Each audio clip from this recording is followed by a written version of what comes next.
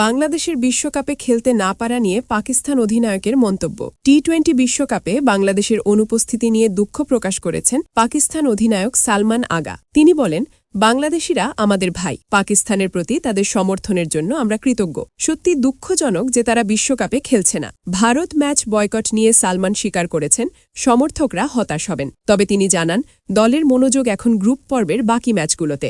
Bharat match আমাদের নিয়ন্ত্রণে নেই, এটি সরকারের সিদ্ধান্ত। আমাদের আরও 3টি ম্যাচ আছে, সেগুলো নিয়েও আমরা রোমাঞ্চিত।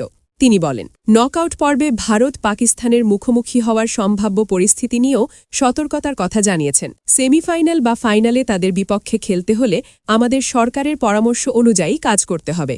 তিনি জানান, গ্রুপ এতে পাকিস্তানের সঙ্গে ভারত ছাড়া আছে নেদারল্যান্ডস, যুক্তরাষ্ট্র ও নামিবিয়া। সালমান আগের বিশ্বকাপে যুক্তরাষ্ট্রের কাছে হারের প্রসঙ্গ তুলে বলেন, এটা ইতিহাস। এখন নতুন বিশ্বকাপ, নতুন দল, নতুন কম্বিনেশন। অধিনায়ক হিসেবে আমি খেলোয়াড়দের সেরাটা বের করতে চাই এবং দলকে সর্বোচ্চ মনোবল দিতে চাই। পাকিস্তান তাদের বিশ্বকাপ অভিযান শুরু করবে 7 ফেব্রুয়ারি নেদারল্যান্ডসের বিপক্ষে। সালমান আগা দৃঢ় প্রতিজ্ঞ, দল পুরো শক্তি দিয়ে বিশ্বকাপে নিজেদের সেরাটা দেখাবে।